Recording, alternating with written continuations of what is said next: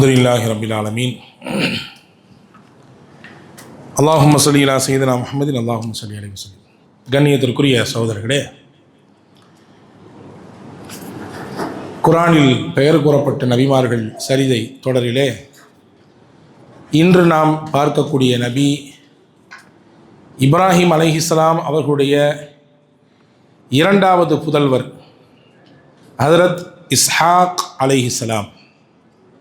நேற்றைய தினம் இஸ்மாயில் நபியினுடைய வரலாற்றை, அவர்களை பற்றி குர்ஆன் எவ்வளவு போற்றி புகழ்ந்து பேசுகிறது என்பதை பற்றியெல்லாம் நாம் பார்த்தோம்.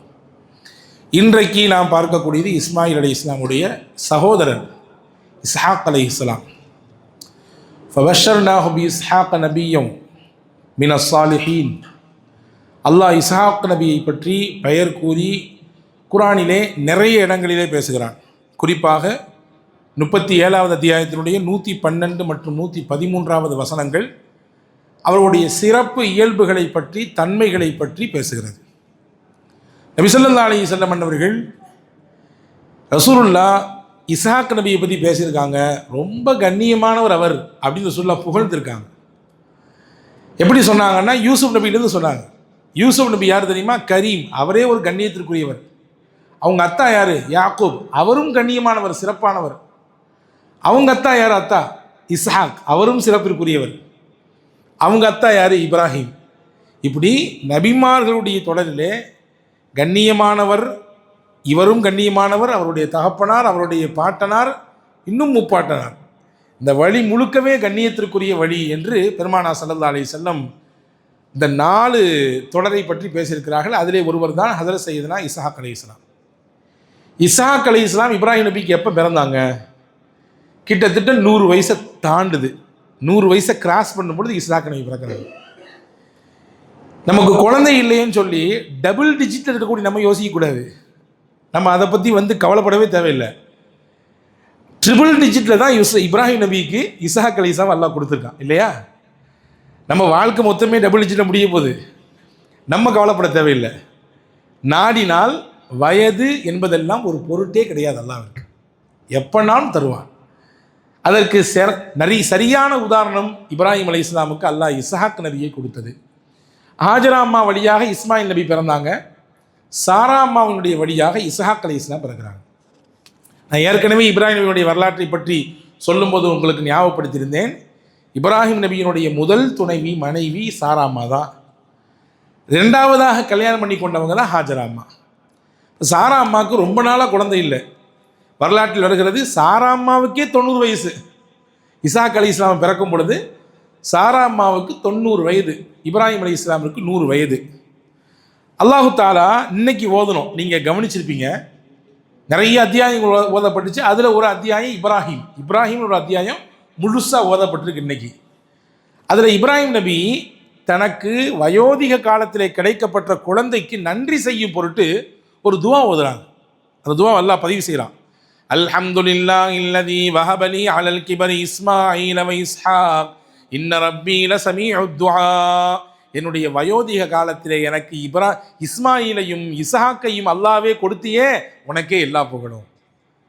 என் வயோதிக காலத்தை நீ கொடுத்த, நான் செஞ்ச துவாவெல்லாம் நீ கேட்டிருக்க, நீ கேட்காமலாம் இல்லை. இன்ன ரப்பீ ஸமீஉத் துஆ. என் ரப்பு யார் தெரியுமா? நான் கேட்குற துவாவெல்லாம் அவன் காதால் கேட்டுட்டு இருக்கான். நான் நாவால் வைக்கக்கூடிய கோரிக்கையில் அவன் அல்லாஹ் காதால் கேட்குறான். கேட்டதுனால தான் அல்லாஹ் எனக்கு வயோதிக காலத்தில் பிள்ளைய கொடுத்தான் அப்படின்னு சொல்லி ஹதரத் இப்ராஹிம் அலைஹிஸ்ஸலாம் துவா செய்ததாக இன்றைக்கு ஓதப்பட்ட சூரா இப்ராஹிமிலே அல்லாஹ் ஒரு இடத்துல சொல்லுகிறான். இப்போ இஸ்மாயில் நபிக்கும் இஸ்ஹாக் நபிக்கும் சற்றேறக்குறைய ஒரு 14 வயசு டிஃப்ரெண்ட்டு. 14 வயசு மூத்தவர் இஸ்மாயில், அதற்கு பின்னால் வந்த இளையவர் இஸ்ஹாக் அலைஹிஸ்ஸலாம். அல்லாஹ் மலக்குகளின் மூலமாக சாரா அம்மாவிற்கும் இப்ராஹிம் அலைஹிஸ்ஸலாமுக்கும் இஸ்ஹாக்கு பிறக்க போகிறாரு அப்படின்ற சுப செய்தியை சொன்னான். முன்னாடியே கருத்தரிக்கிறதுக்கு முன்னாடியே உங்களுக்கு புள்ள வரப்போகுது. கருத்தரித்து கன்ஃபார்ம் ஆன பின்னாடி தான் நமக்கு சந்தோஷமே சிரிப்பே வரும் இல்லையா? எல்லாம் டாக்டர்லாம் போய் செக்கப்லாம் பண்ணி முடிச்ச பின்னாடி கன்ஃபார்ம் பண்ணிட்டாங்க, பாசிட்டிவ் தான், நமக்கு புள்ள உறுதியாயிடுச்சு அப்படின்ற நிகழ்ச்சி ஏற்படும் பொழுது தான் நமக்கு மகிழ்ச்சி வரும். இங்கே கருவே தரிக்கல, அல்லாஹ் மலக்குகள் மூலமாக சொல்லி விடுறான். யாருக்கு? இப்ராஹிம் நபிக்கு நேரடியாக மலக்குகள் வந்தார்கள். சாரா அம்மா இருந்தாங்க. இந்த இந்த வசனத்தை அல்லாஹு ஜல்லஷானஹு வ தஆலா 11வது அத்தியாயத்திலே 69லிருந்து 73 வரை கிட்டத்தட்ட ஒரு 5 வசனங்களிலே அல்லாஹ் பேசுகிறான். அந்த மலக்குகளில் யார் வந்தா? குறிப்பாக ஜிப்ரீல் இருந்தார். அதில் உட்பட சில மலக்குகள் இருந்தாங்க. அவங்க எங்கே வந்தாங்க? ஏற்கனவே நம்ம லூத் நபியினுடைய வரலாறை படித்தோம், நம்ம கேட்டோம். அந்த ஊரை அழிக்கிறதுக்கு அல்லாஹ் மனித ரூபத்தில் மலக்குகளை தான் அனுப்புனான். அந்த மலக்குகள் முதல்ல எங்கே வந்தாங்கன்னா இப்ராஹிமுடைய வீட்டுக்கு தான் வந்தாங்க. வந்து முதல்ல என்ன சொன்னாங்க அப்படின்னா, முதல்ல குழந்தை உங்களுக்கு பிறக்க போகுது, இஸ்ஹாக்குன்ற புள்ள பிறக்க போகுதுன்னு சொன்னாங்க. பிறக்கிற புள்ள ஆணா பெண்ணா என்று கண்டறிவது இன்னைக்கு பெரிய குற்றச்செயல் இல்லையா? அதை வந்து தேடக்கூடாது, கண்டறியக்கூடாது, அது அப்படி சொல்லவும் கூடாது. ஆனால் அல்லாஹ் டிக்ளேர் பண்ணிட்டான், உங்களுக்கு புள்ள பிறக்க போகுதுன்னு சொல்லிட்டான்.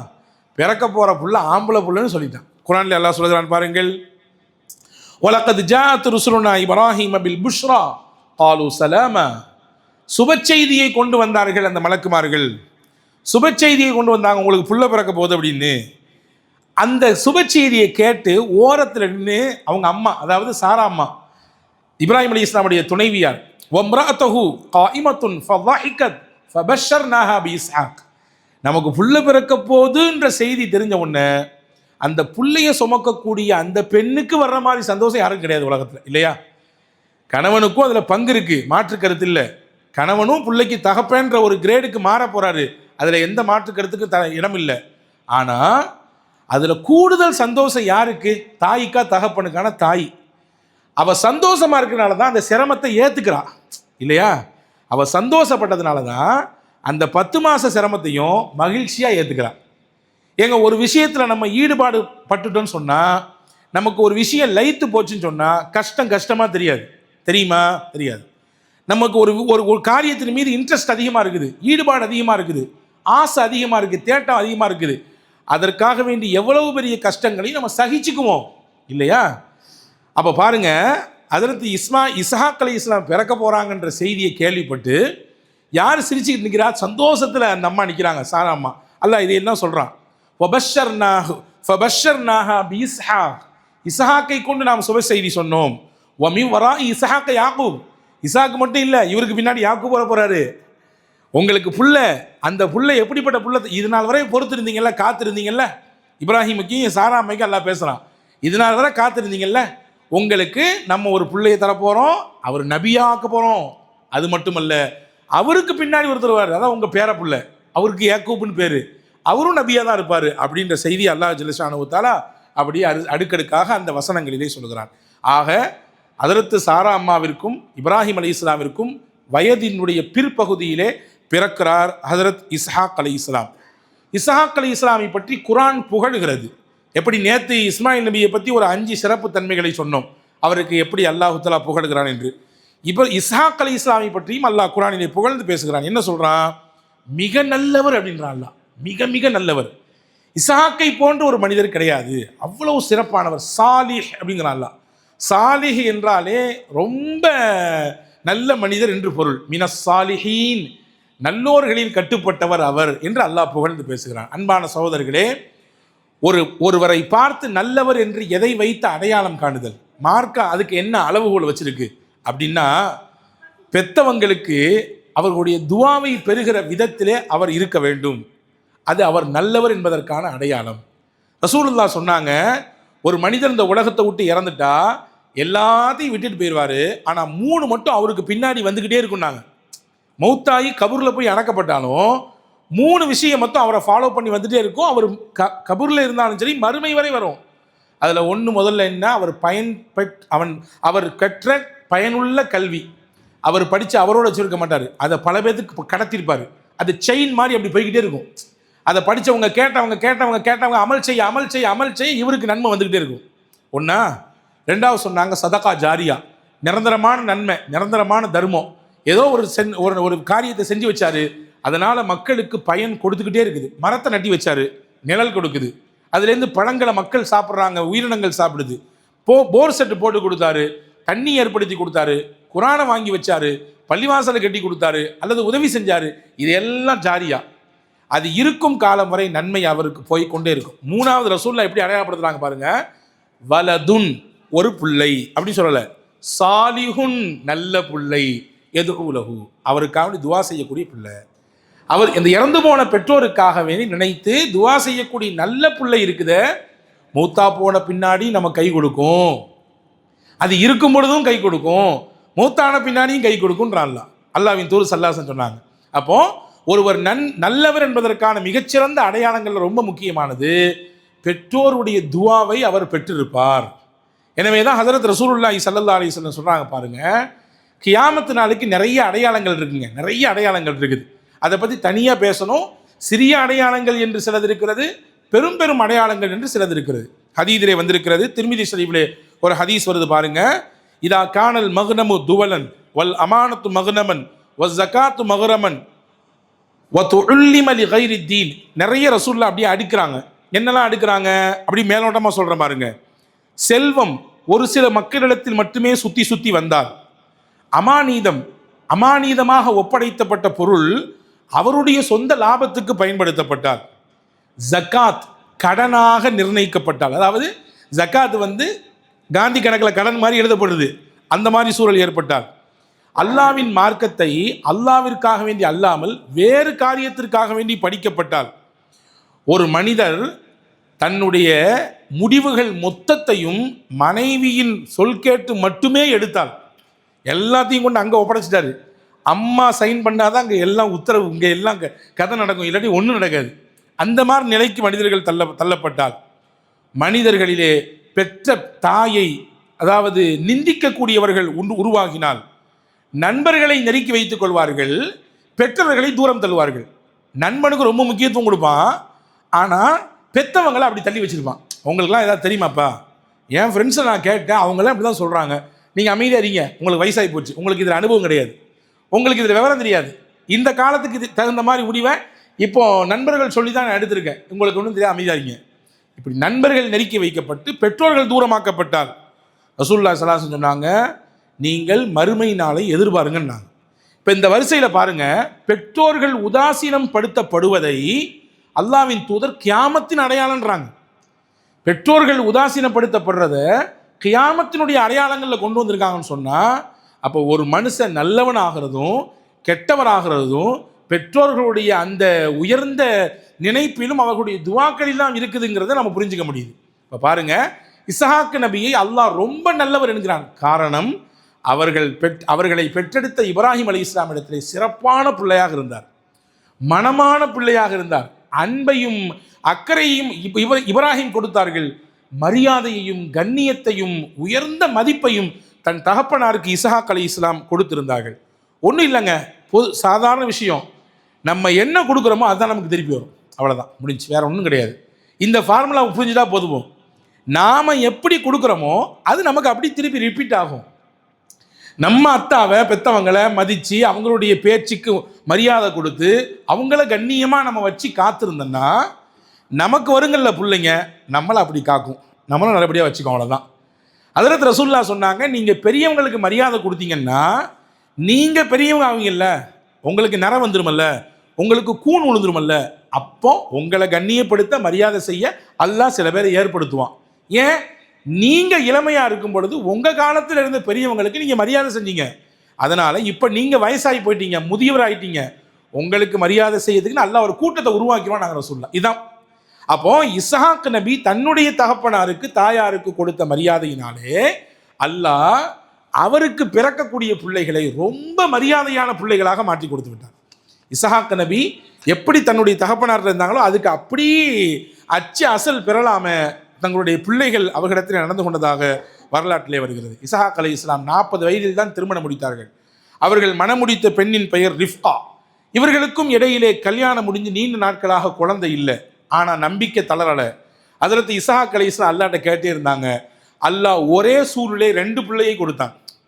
அல்லாஹ் பாருங்க, ஒரே சூழில் 2 பிள்ளை, இரட்டை குழந்தை, 2 பிள்ளை பிறக்குது. அந்த பிள்ளையின் முதல் பிள்ளைக்கு பெயர் ஈஸ் என்று பெயர் வைத்தார்கள்.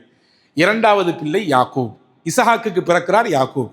2 பிள்ளை. பொதுவாகவே ஒரு வீட்டில் 2 பிள்ளைங்க இருந்துச்சுன்னா அப்பா செல்லம் ஒன்று இருக்கும், அம்மா செல்லம் ஒன்று இருக்கும். இது இயல்பு தானே, எல்லா வீட்லையும் இருக்கிறது தான். நீங்கள்லாம் பார்க்குறத பார்த்தா அப்படிலாம் இல்லைங்கன்ற மாதிரி தெரியுது, எல்லா வீடுகளும் இருக்கும் இல்லையா? இப்போ ஈஸ்ன்ற முதல் பிள்ளை இருக்காரு, அப்பா செல்லம், அதாவது இஸ்ஹாக் அலைஹிஸ்ஸலாமுடைய செல்லம். யாக்கூப் இருக்கிறாரே அம்மா செல்லம் சாரா, அதாவது ஹஜ்ரத் இஸ்ஹாக் அலி இஸ்லாமுடைய மகளார், சாரி இஸ்ஹாக் அலி இஸ்லாமுடைய மனைவியினுடைய செல்லம் இல்லையா. இப்போ 2 பிள்ளை பிறந்துருச்சு. பிறந்த பின்னாடி இஸ்ஹாக் அலி இஸ்லாம் அந்த பிள்ளைங்களை வளர்த்துட்டு இருக்காங்க 2 பிள்ளைகளையும். ஒரு கட்டத்தில் இஸ்ஹாக் நபிக்கு பார்வை போயிருது. ஒரு வயோதிகத்தினுடைய நெருக்கத்தில் வரும் பொழுது அவங்களுடைய பார்வை பறிபோயிருது. இப்போ பார்வை பறிபோன பின்னாடி இந்த 2 பிள்ளைங்களுமே, இஸ்ஹாக் நபியுடைய 2 பிள்ளைங்களுமே ரொம்ப அன்பாக அக்கறையாக அந்த தகப்பனாரை பார்த்துக்கிறாங்க, தாயாரை பார்த்துக்கிறாங்க. பார்வை இருக்குதே ரொம்ப முக்கியமானதுங்க. அல்லாஹ் நமக்கு கண்ணை பார்வை கொடுத்துக்கிறானே, உலகத்தில் கோடி கோடி கொட்டி கொடுத்தாலும் இதற்கு ஈடு இணை எதுவுமே கிடையாது இல்லையா. எனவே தான் அல்லாஹ்வுடைய அருளை நாளைக்கு எடுத்து வைக்கப்படுமா, எடுத்து வச்சு நீங்கள் உலகத்தில் செஞ்ச நன்மையெல்லாம் ஒரு தட்டில் வைங்க, நான் கொடுத்த அந்த 2 கண்ணை மட்டும் எடுத்து இன்னொரு தட்டில் வைங்கன்னு சொன்னால் கண்ணினுடைய அருள் தான் பிரம்மாண்டமாக காட்சி அளிக்குமா. உலகத்தில் காலத்துக்கும் நம்ம நன்மை செஞ்சுருந்தாலும் அந்த நன்மையெல்லாம் தூக்கி அடிச்சிடும் கண்ணுங்கிற பாக்கியம் இல்லையா. கண்ணில்லாத எத்தனையோ நபர்களுக்கு உலகமே குருடு தானே, உலகமே இருள் தானே. ஒரு நாள் இருளிலே சிக்கி தவித்து விட்டால் நமக்கு என்ன ஆகுது, கந்தலாகி போயிருது இல்லையா. ஆனால் கண் பார்வையற்றவர்களுக்கு மொத்த உலகமே இருள் தான். இப்போ இஸ்ஹாக் நபிக்கு பார்வை பறிபோயிடுச்சு. ஆனாலும் இது நாள் வரை தகப்பனார் தன்னையும் தன்னுடைய குடும்பத்தையும் பராமரிச்சதுனால அந்த நன்றி உணர்வோடு அந்த பெற்றோருக்கு செய்யக்கூடிய மரியாதையோடு அந்த பிள்ளைகள் இருந்தார்கள். ஒரு நாள் இஸ்ஹாக் நபிக்கு வேட்டையாடி சாப்பிடணும்னு ஆசை வந்துச்சு. தனக்கு பிடிச்சமான பிள்ளை ஈஸை கூப்பிட்டு வாப்பா, நீ தான் வேட்டை நல்லா ஆடுவியே, போய் எதையாவது வேட்டையாடி கொண்டு வந்து சமைச்சு எனக்கு கொடு அப்படின்னு சொன்னாங்க. இப்போ அம்மா இருக்காங்களே, இஸ்ஹாக் நபியினுடைய துணைவியார் அந்த ரிஃப்கா என்கின்ற பெண்மணி, அவங்களுக்கு பிடிச்சமான பிள்ளை யாக்கூப் 2வது பிள்ளை. அவங்க சொன்னாங்க, வாப்பா எனக்கு ஆட்டு இறைச்சி சாப்பிட்ணுன்னு ஆசையாக இருக்குது, நீ போய் ஆடை பிடிச்சிட்டு வந்து அறுத்து ஆட்டு இறைச்சி சமைச்சு கொடு அப்படின்னு சொல்லிட்டு கூடுதலாக ஒன்று சொன்னாங்க. நீ முதல்ல வந்துட்டேன்னு சொன்னால் உங்கள் அப்பா உனக்காண்டி துவா செய்வார். நீ ஃபஸ்ட்டு வந்துட்டேன்னா உங்கள் அத்தாவுடைய துவாவை நீ பெற்றுக்கொள்ளலாம். அதாவதுங்க, நல்ல விஷயத்தை மோட்டிவ் பண்ணும் பொழுது தகப்பனாருடைய கண்ணியத்தை எடுத்து வைக்கிறாங்க. இன்னைக்கு நிறைய வீடுகளில் தகப்பனாருடைய இமேஜை யார் உடைக்கிறாருன்னா தாய் தான் உடைக்குது. உங்கள் அப்பாட்டையே கேட்ட அந்த மனுஷனுக்கு ஏதாவது தெரியுமா, அவருக்கு ஏதாவது தெரியுமா, அவர்கிட்ட போய் நீ கேட்குறியடா நீ அவர் எந்த காலத்தில் உள்ளவர், நீ எந்த காலத்தில் உள்ள பையன் நீ. தாய்மார்கள் தான் தகப்பனாருடைய இமேஜை உடைக்கிறாங்க. ஆனால் நபிமார்களின் சரிதையில் நமக்கு கிடைக்கக்கூடிய ரொம்ப முக்கியமான பாடம் பாருங்க, தாய் அப்பாவுடைய கண்ணியத்தை சொல்லி கொடுக்குது. உங்கள் அப்பாவுடைய துவா ரொம்ப முக்கியம்பா, நீ சீக்கிரமாக வந்துட்டேன்னு சொன்னால் உனக்கு அதைத்தாரேன் இதைத்தாரேன்னு சொல்லாமல் உங்கள் அப்பா துவா செய்வார் உனக்காண்டி, நீ ஓடிப்பாய சீக்கிரம் வாயேன்னு சொல்கிறாங்க. இப்போ யாக்கூப் அலி இஸ்லாம் சின்ன பிள்ளை தானே, போகிறாங்க, போய் வேட்டையாடி வேகமாக கொண்டு அண்ணனுக்கு முன்னாடி கொண்டு வந்துடுறாரு. யாக்கூப் நபி அண்ணனுக்கு முன்னாடி வந்துடுறாரு. இப்போ தான் இஸ்ஹாக்குக்கு பார்வை தெரியலையே, பார்வை பறி போயிடுச்சு. கொண்டு வந்து சமைச்சு முதல்ல அத்தாவுக்கு வைக்கிறார். அத்தாவுக்கு வச்ச உடனே அந்த மனத்தில், பாப்பா நீ யாருன்னு கேட்குறாங்க. இஸ்ஹாக் உங்கள் பையன்தான் அப்படிங்காரு. பொதுவான வார்த்தை, உங்கள் பையன்தான். யாக்கூப்னு ஈஸுன்னு சொல்லலை, நான் உங்கள் பையன். குரலை பார்த்தா யாக்கூப் மாதிரி இருக்குதே, ஈஸு மாதிரி தெரியலையே. ஆமாம் யாக்கூப் தான். சரி, சாப்பிட்டு முடிச்சுட்டு ஹஜ்ரத் யாக்கூப் அலை இஸ்லாமுக்காக தகப்பனார் இஸ்ஹாக் அலை இஸ்லாம் துவா செஞ்சாங்க. என்ன துவா செஞ்சாங்க, நான் ஏற்கனவே சொன்னேன், பெற்றோர்கள் செய்யக்கூடிய துவா இருக்குது பிள்ளைகளுடைய வாழ்க்கையிலே அப்படியே பலிக்கும், மாற்றமே இல்லை. அதனால தான் நல்ல வார்த்தைகளை பெற்றோர்கள் பிள்ளைகளை பார்த்து பேசணும். முசீபத்து போ, எஞ்சி தொலை, அதில் போவ இதில் போவ திட்டக்கூடாது. நல்ல வார்த்தைகளை பிள்ளைகளை பார்த்து சொல்ல வேண்டும். எந்த நேரத்தில் பெற்றோர்களுடைய வாயிலிருந்து வரக்கூடிய வார்த்தையை அல்லாஹ் ஏற்றுக்கொள்வான் என்று தெரியாது. பாருங்க, இஸ்ஹாக் நபிக்கு உணவை வச்ச உடனே அதில் மனமகிழ்ச்சி ஏற்பட்டு உடனே தன்னுடைய மகனார் யாக்கூபுக்காண்டி துவா செய்கிறாங்க. எப்படி துவா செஞ்சாங்க, யா அல்லாஹ் இவருடைய வாழ்க்கையிலே நீ எதையெல்லாம் கொடுப்பாயோ அதில் எல்லாவற்றிலும் சிறந்ததை கொடு. அடுத்து சொன்னாங்க, யா அல்லாஹ் இந்த யாக்கூபுக்கு சிறந்த மதிப்பை கொடு, மக்களுக்கு மத்தியில் சிறந்த கண்ணியத்தை கொடு, இவருக்கு கொடுக்கக்கூடிய வாழ்வாதாரத்திலே, இவருக்கு நீ கொடுக்கக்கூடிய பிள்ளைகளிலே பறக்கச் செஞ்சிரு. நீ என்னென்னலாம் வாழ்வாதாரம் இவருக்கு நீ கொடுக்க போறியோ அதே மாதிரி இவருக்கு எத்தனை புள்ள நீயத்து வச்சிருக்கிறியோ, நீ உறுதிப்படுத்திருக்கிறியோ அதில் எல்லாத்தையும் நீ பறக்கச் செஞ்சிரு. யா அல்லாஹ் இவர் ஒரு மிக பிரம்மாண்டமான சமுதாயத்தை வழிநடத்தக்கூடிய நபராக நீ மாற்றிவிடு அப்படின்னு இஸ்ஹாக் நபி துவா செஞ்சாங்க. ஒன்றும் இல்லை, சாப்பாட்டை கொண்டு வச்சிருக்காரு முன்னாடி, அவ்வளோதான். அப்பாவுடைய துவா வாங்கணுன்ற எண்ணத்தில் அம்மா சொல்லு கேட்டு இந்த காரியத்தை செஞ்ச உடனே அப்படியே இஸ்ஹாக் நபி அடுத்தடுத்து துவா செய்கிறாங்க. வரலாற்றிலே பார்க்கிறோம் அதிகமான பிள்ளைகளை பெற்றவர் ஹஸரத் இசாக் நபியினுடைய மகனார் யாக்கூப் அலைஹிஸ்ஸலாம். நீங்கள் அடுத்து பார்ப்பீங்க நாளைக்கு இன்ஷா அல்லாஹ் யாக்கூப் நபியுடைய வரலாறு படிக்கும்போது யாக்கூப் நபிக்கு எத்தனை பிள்ளைங்க, அதில் ஒரு பிள்ளை தான் யூசுப் நபி. அந்த வரலாறு படிப்போம் இன்ஷா அல்லாஹ். அதே மாதிரி ஒரு பிரம்மாண்டமான சமுதாயத்தினுடைய தலைவராக யாக்கூபை அல்லாஹ் மாற்றிட்டான். நீங்கள் குர்ஆனிலே நாளைக்கு இன்ஷா அல்லாஹ் ஓதுவோம். பனு இஸ்ராயில் என்ற ஒரு அத்தியாயம் இருக்குது. 15வது ஜுஸ்னுடைய துவக்கம் அதுதான். பனு இஸ்ராயில்னா இஸ்ரவேலுடைய பிள்ளைகள் அர்த்தம். யார் இஸ்ரவேல்? இஸ்ரவேல்னா யார்? யாக்கூப் தான் இஸ்ரவேல். யாக்கூபினுடைய இன்னொரு பேர் இஸ்ராயில். இஸ்ராயில் என்றால் அல்லாஹ்வுடைய அடிமை அர்த்தம், வேற ஒன்றும் இல்லை. இஸ்ராயில்னா நீங்கள் அங்கே போயிடாதீங்க, மலக்குள் மௌத்துட்டு போயிடாதீங்க. இஸ்ரவேலர்னு சொல்கிறாங்களே அப்படின்னா யாருன்னா அல்லாஹ்வுடைய அடிமையின் பொருள் அதற்கு. இப்போ யாக்கூப் நபிக்கு இன்னொரு பேர் இஸ்ராயில். இவர் பெத்த பிள்ளைகளுக்கு பேர் தான் பனு இஸ்ரவேலர்கள். இந்த பனு இஸ்ரவேலர்கள்ன்ற கூட்டத்தில் தான் நிறைய நபிமார்கள் வந்தாங்க. இந்த எல்லா நபிமார்களுக்கும் டைரக்டான கனெக்ஷன் யாருன்னா யாக்கூப் அலைஹிஸ்ஸலாம் தான். இந்த யாக்கூப் அலைஹிஸ்ஸலாமுக்கு இவ்வளோ பெரிய அந்தஸ்து யார் கொடுத்தது?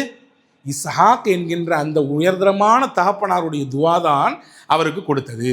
நம்ம எல்லாம் கேள்விப்பட்டிருக்கோம், குகையில் போய் அடைஞ்சிக்கிட்டாங்க 3 பேர், வெளியே வர முடியலை, என்ன செய்யலாம், 3 பேர் டிஸ்கஸ் பண்ணுறாங்க. நம்ம வாழ்க்கையில் செஞ்ச நல்ல விஷயத்தை சொல்லி அல்லாஹ்ட்ட துவா செய்வோம். நல்ல செஞ்சு ஒருத்தர் சொன்னார், யா அல்லாஹ், 3 பேர் 3 சொன்னாங்க. ஒன்றை மட்டும் சொல்கிறேன், எனக்கு வயசான அப்பா அம்மா இருக்காங்க, அவனை நல்லா பார்த்துக்கிட்டேன். நான் ஒரு நாள் வந்து ஆடு மேய்க்கிறதுக்கு போனேன், பால் கறக்க போனேன், ரொம்ப நேரம் ஆகி போச்சு. வந்து பார்த்தா எங்கள் அத்தா அம்மா தூங்கி போட்டாங்க. ஆனால் என் பிள்ளைகளெல்லாம் அழுகுதுங்க பசியில். எனக்கு மனசு என்னென்னா எங்கள் அத்தா அம்மாவுக்கு கொடுத்துட்டு தான் அடுத்து பிள்ளைங்களுக்கு கொடுக்கணும். நான் நின்ன விடிய காலம் ஆயிடுச்சு. மறுநாள் எங்கள் அத்தா அம்மா எந்திரிச்ச உடனே முதல்ல அவங்களுக்கு அதை கொடுத்து குடிக்க வச்சுட்டு தான் அழுது பசியில் தூங்கி போனால் என் பிள்ளைகளுக்கு அடுத்து கொடுத்தேன்.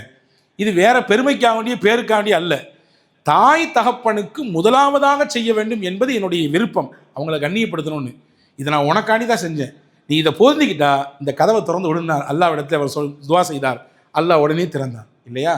இப்போ தாய் தகப்பனாருடைய துவா எவ்வளோ வேகமாக ஏற்றுக்கொள்ளப்படுங்கிறதுக்கு இஸ்ஹாக் நபியினுடைய துவாவும் அதற்கு பிறகு வரக்கூடிய யாக்கூப் அலைஹிஸ்ஸலாமுடைய பிரம்மாண்டமான வாழ்க்கையும் நமக்கு முன்னால் காட்சி அளிக்கிறது. ஆக இப்படியான சிறப்புமிக்க வாழ்க்கையை வாழ்ந்து ஹஜ்ரத் இஸ்ஹாக் அலைஹிஸ்ஸலாம் அவர்களுடைய வாழ்வினுடைய கடைசிக்கு நகர்கிறார்கள். அதற்கு பிறகு அவர்களுக்கும் எல்லாருக்கும் வருவதை போன்று மரணம் வருகிறது. அதற்கு பின்னால் ஹஜ்ரத் யாக்கூப் அலைஹிஸ்ஸலாமுடைய வரலாறு தொடங்குகிறது.